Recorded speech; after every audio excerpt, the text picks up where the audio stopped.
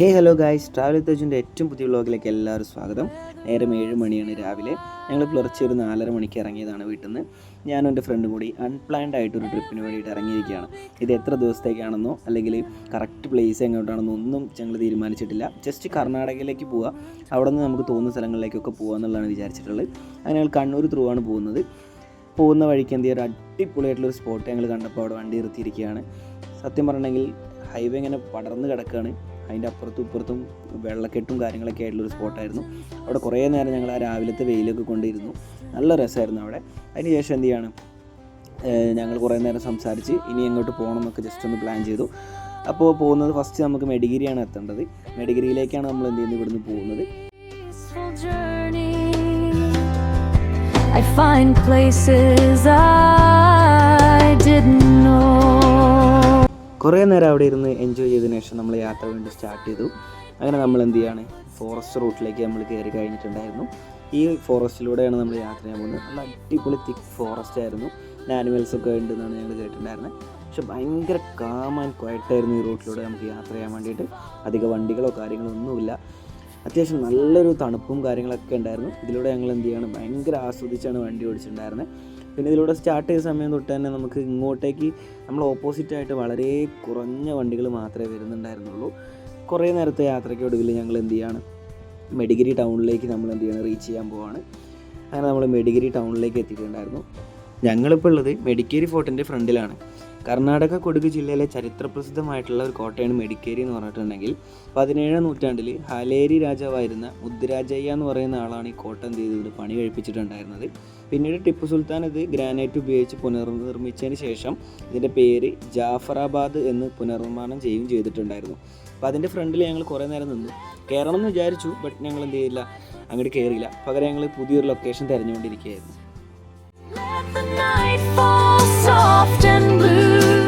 ഇപ്പോൾ നമ്മൾ പോയിക്കൊണ്ടിരിക്കുന്നത് ചിക്ക്മാംഗ്ലൂരിലേക്കാണ്. ചെറിയ ചെറിയ സ്റ്റോപ്പുകൾ എടുത്തിട്ടുണ്ടെങ്കിൽ കൂടി ഒരു നോൺ സ്റ്റോപ്പ് ഡ്രൈവ് തന്നെയായിരുന്നു. ഏകദേശം ഒരു 270 കിലോമീറ്റർ.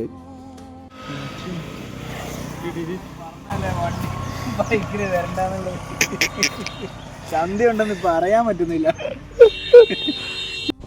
ഗൈസ്. ഏകദേശം 270 കിലോമീറ്റർ കഴിഞ്ഞപ്പോൾ തന്നെ നമ്മുടെ ഷോക്ക് ആബ്സർ ഏകദേശം തീരുമാനമായ മട്ടായിരുന്നു. അങ്ങനെ കുറേ നേരം ഞങ്ങൾ അവിടെ ഇരുന്ന് റെസ്റ്റൊക്കെ ചെയ്തതിന് ശേഷം നമ്മൾ എന്ത് ചെയ്യാണ്, പിന്നെയും നമ്മൾ റൈഡ് സ്റ്റാർട്ട് ചെയ്തു. വീണ്ടും ഏകദേശം ഒരു 102-103 കിലോമീറ്റർ ഉണ്ടായിരുന്നു നമുക്ക് ചിക്ക്മാംഗ്ലൂരിലേക്ക്.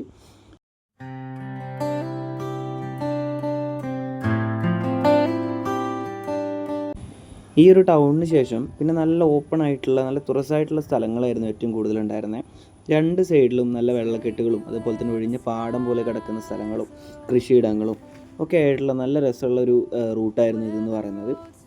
അങ്ങനെ നമ്മൾ ചിക്ക്മാംഗ്ലൂർ എത്തിയതിന് ശേഷം നല്ലൊരു ബിരിയാണി കഴിച്ച് ഒരു റൂം എടുത്തിട്ട് എന്ത് ചെയ്തു, നമ്മൾ അത്യാവശ്യം നല്ല രീതിയിൽ റൈഡ് ചെയ്തുകൊണ്ട് റെസ്റ്റ് എടുക്കണമായിരുന്നു. അങ്ങനെ ചെറിയ റെസ്റ്റിനും ഒരു ഫ്രഷനപ്പിനൊക്കെ ശേഷം ഞങ്ങൾ ചിക്ക്മാംഗ്ലൂർ ടൗണിലൂടെ ജസ്റ്റ് ഒരു വാക്കിന് വേണ്ടിയിട്ട് ഇറങ്ങി. അത്യാവശ്യം നല്ല രസമായിരുന്നു. പക്ഷെ നല്ല ബ്ലോക്ക് കാര്യങ്ങളൊക്കെ ഉണ്ടായിരുന്നു ഞങ്ങൾ നടന്ന വഴിയിലൂടെ. ഗൈസ്, ഞങ്ങൾ ചിക്ക്മാംഗ്ലൂർ ടൗണിൽ കൂടെ ഒരു വാക്കിന് ഇറങ്ങിയാണ് ഗൈസ്. രാത്രി ഇതിൽ കൂടെ നടക്കാൻ നല്ല രസമാണ്, പക്ഷേ നല്ല ബ്ലോക്ക് ഉണ്ട്. വൈബാണ്.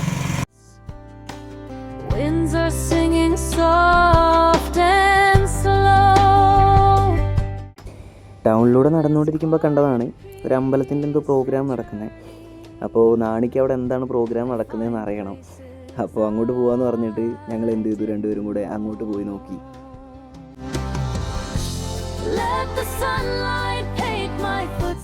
സ്റ്റേജിൽ ഡാൻസ് പ്രോഗ്രാമും ഗാനമേളയൊക്കെ ആയിരുന്നു നടക്കുന്നുണ്ടായിരുന്നത്. ഞങ്ങൾ ചെന്നപ്പോൾ ഒരു ഡാൻസ് സ്റ്റാർട്ട് ചെയ്തു.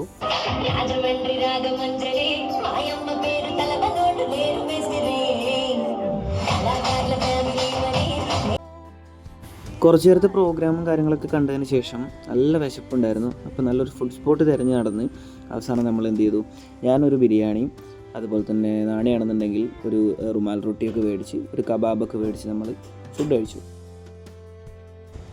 Good morning guys.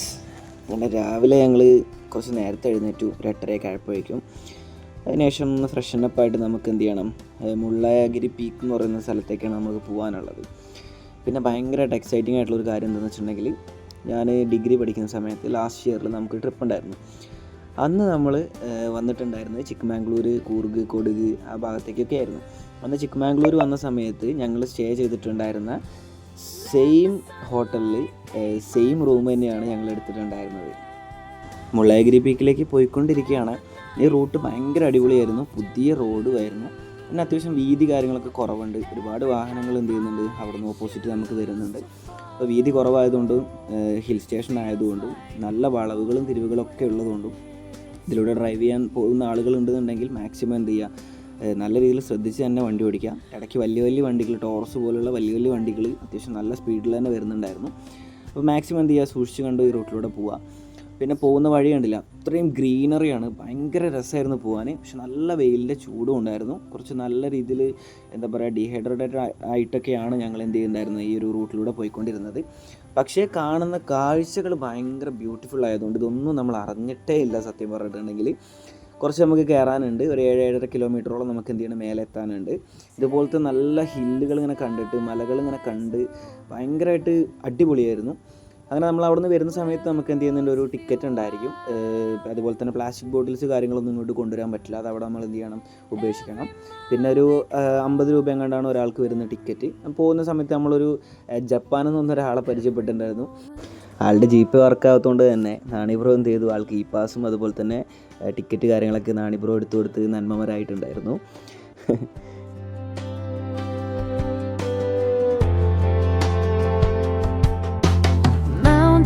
Whisper in the distance. Guys, ഞാൻ പറഞ്ഞിട്ടുണ്ടായിരുന്നത് ആ ജപ്പാനിൽ വന്ന ബ്രോ ആണ് നമ്മുടെ മുന്നിൽ പോയിക്കൊണ്ടിരിക്കുന്നത്. ആളിങ്ങോട്ട് വരാൻ വേണ്ടിയിട്ട് ഡിയോക്ക് റെൻറ്റിന് എടുത്തിട്ടാണ് ആൾ വന്നിട്ടുള്ളത്. ആൾ ഇതിന് ശേഷം നമ്മളോട് കൂടെ ത്രൂ ഔട്ട് ഉണ്ടായിട്ടുണ്ടായിരുന്നു. പോലെ തന്നെ ആൾ ഇന്ത്യ ടോട്ടൽ എക്സ്പ്ലോർ ചെയ്യണം എന്നൊക്കെ പറഞ്ഞിട്ടാണ് എത്തിയിട്ടുള്ളത്. അങ്ങനെ നമ്മൾ മുള്ളയഗിരി പീക്കിൻ്റെ ഏറ്റവും മേലെ എത്തിയിട്ടുണ്ട്. ഇവിടെ എന്താണെന്ന് വെച്ചിട്ടുണ്ടെങ്കിൽ ഇവിടെയാണ് നമ്മൾ പാർക്കിംഗ് സ്പോട്ട് കാര്യങ്ങളൊക്കെ വരുന്നത്. ഇവിടെ വരെ വണ്ടികൾ എന്ത് ചെയ്യാൻ വേണ്ടി വരാൻ പറ്റുള്ളൂ. ഇവിടുത്തെ മെയിൻ അട്രാക്ഷൻ എന്താണെന്ന് വെച്ചിട്ടുണ്ടെങ്കിൽ ഈ ഒരു ടെമ്പിളാണ്. ഈ ഒരു അമ്പലത്തിൻ്റെ ബാക്കി കാര്യങ്ങളൊക്കെയാണ് എന്ത് ചെയ്യുന്നത് ഈ ഒരു ട്രക്കിങ്ങിന് ശേഷം ഏറ്റവും ടോപ്പിൽ നമുക്കുള്ളത്. ഗൈസ്, ഇവിടുന്ന് നമുക്ക് ട്രക്ക് ചെയ്യുന്ന സ്ഥലത്തേക്ക് പോകാൻ വേണ്ടിയിട്ട് ഇവിടുന്ന് ടാറ്റ സുമോ ഉണ്ടായിരിക്കും. 8 പേര് 10 പേര് വണ്ടിയിൽ കയറി കഴിഞ്ഞാലും നമ്മൾ ടോട്ടൽ എന്ത് ചെയ്താൽ മതി, 200 രൂപ കൊടുത്താൽ മതി. അതെല്ലാവരും കൂടി സ്പ്ലിറ്റ് ചെയ്തിട്ട് കൊടുത്താൽ മതി. കേരളത്തിലൊക്കെ ട്രക്കിങ്ങിന് വേണ്ടി യൂസ് ചെയ്യുന്നത് ജീപ്പുകളാണ്. പക്ഷേ ഇവിടെയൊക്കെ ടാറ്റ സുമോയാണ് യൂസ് ചെയ്യുന്നത്. എല്ലാവരും ഫുൾ ടാറ്റ സുമോയിലാണ് പോകുന്നത് ട്രക്കിങ്ങിന് വേണ്ടിയിട്ട്. പക്ഷെ കരയുന്നുണ്ടല്ലോ.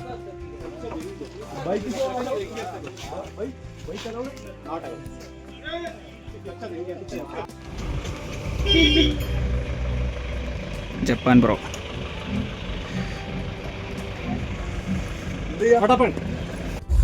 ഞങ്ങൾ പോവുകയാണ് ഗൈസ്. അങ്ങനെ നമ്മളെ റൈഡ് സ്റ്റാർട്ട് ചെയ്തു. നമ്മൾ ട്രക്ക് ചെയ്യാൻ പോകുന്ന ആ ഒരു മലയുടെ താഴെ വരെയാണ് നമുക്ക് എന്ത് ചെയ്യുന്നത് ജീപ്പ് വരുന്നത്. നാണിക്ക് പുതിയ ഫ്രണ്ടിനെ കിട്ടിയിട്ടുണ്ടായിരുന്നു, ഒരു നോർത്ത് ഇന്ത്യൻ. ആളൊക്കെ ആയിട്ട് സംസാരിച്ച് ഭയങ്കര നല്ല രസത്തിലാണ് നമ്മൾ എന്ത് ചെയ്ത് ഈ യാത്ര എൻജോയ് ചെയ്ത് പോയത്. നമ്മൾ അത്രയും ടോപ്പിലേക്ക് കയറിക്കൊണ്ടിരിക്കുന്നതുകൊണ്ട് തന്നെ നോക്കുന്ന ഭാഗത്തൊക്കെ അടിപൊളി വ്യൂ പോയിൻ്റ് ആയിരുന്നു ഗൈസ്. ഭയങ്കര അടിപൊളിയായിരുന്നു. കുറേ മുകളിലേക്ക് നമുക്ക് പോകാനുണ്ട്. എന്തായാലും ജീപ്പിൽ പോകുന്ന ഈ ഒരു എക്സ്പീരിയൻസ് ഒരിക്കലും നമ്മൾ എന്ത് ചെയ്ത് കളയാൻ പാടില്ല. ശരിക്കും ഫ്ലൈറ്റിലൊക്കെ ഇരുന്ന് പോയിട്ട് നമ്മൾ താഴേക്ക് നോക്കുന്ന ഒരു ഫീലും കാര്യങ്ങളൊക്കെ ഉണ്ടായിരുന്നു. ആ ഒരു ചിക്കമാംഗ്ലൂർ സിറ്റി കാര്യങ്ങളൊക്കെ നമുക്ക് കാണാൻ പറ്റുമായിരുന്നു. അങ്ങനെ നമ്മളവിടെ എത്തിയിട്ടുണ്ട്. നമ്മൾ വന്ന ജീപ്പിലാണ് പിന്നെ ഇവിടെ നിന്ന് ഇറങ്ങുന്ന ആളുകൾ തിരിച്ച് അങ്ങോട്ട് താഴേക്ക് പോകുന്നത്. അപ്പോഴും ഇതേപോലെ 200 റുപ്പീസ് തന്നെയായിരിക്കും നമ്മൾ കൊടുക്കേണ്ടി വരിക. Going to truck.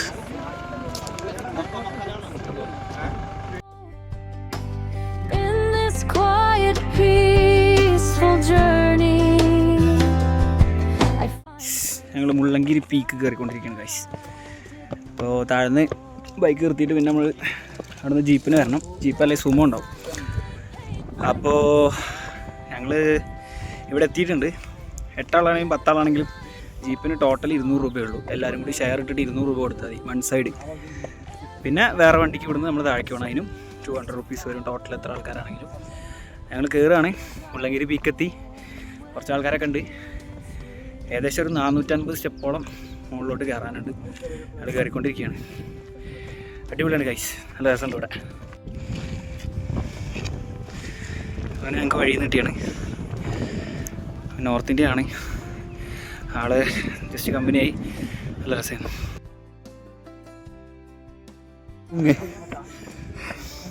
ഇതാണ് മറ്റേ നാണി ഔട്ട് കംപ്ലീറ്റ്ലി ഔട്ടറായി.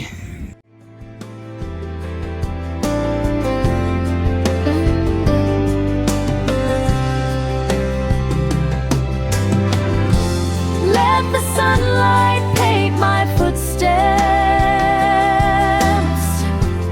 Let the night fall soft and blue. Every path I choose to follow feels like home. Guys, ഇതിൻ്റെ മുകളിൽ ഒരു അമ്പലമുണ്ട്. അങ്ങോട്ടാണ് നമ്മളിപ്പോൾ പോയിക്കൊണ്ടിരിക്കുന്നത്.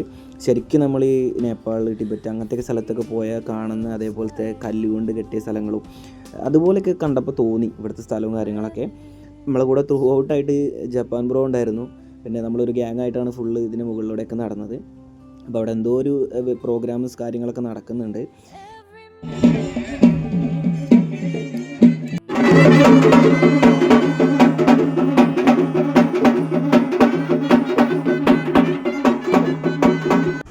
അങ്ങനെ ഈ ഒരു പ്രോഗ്രാം കാര്യങ്ങളൊക്കെ കണ്ടതിന് ശേഷം ഇത്രയും അടിപൊളിയായിട്ടുള്ള വ്യൂ പോയിൻറ്റിൽ കുറേ സമയം ഇരുന്ന് ചിലവഴിച്ചതിന് ശേഷം നമ്മൾ എന്ത് ചെയ്യാണ്, ഇവിടെ നിന്ന് ഇറങ്ങാൻ പോവുകയാണ്. ചിക്കമാംഗ്ലൂർ നമ്മൾ വളരെ കുറഞ്ഞ സ്ഥലങ്ങളിലേ പോയിട്ടുള്ളൂ. പക്ഷെ പോയ സ്ഥലം നമ്മൾ കൂടുതൽ എക്സ്പ്ലോർ ചെയ്തു.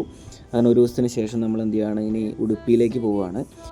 ഇനി നമുക്ക് ഉടുപ്പിയിലെ വിശേഷങ്ങൾ കാണാം. അപ്പോൾ വീഡിയോ ഇഷ്ടപ്പെട്ടെങ്കിൽ എല്ലാവരും എന്ത് ചെയ്യുക, ലൈക്ക് ചെയ്യുക, സബ്സ്ക്രൈബ് ചെയ്യുക. നെക്സ്റ്റ് വീഡിയോ വരുന്നതായിരിക്കും. അപ്പോൾ എല്ലാവരോടും ബൈ.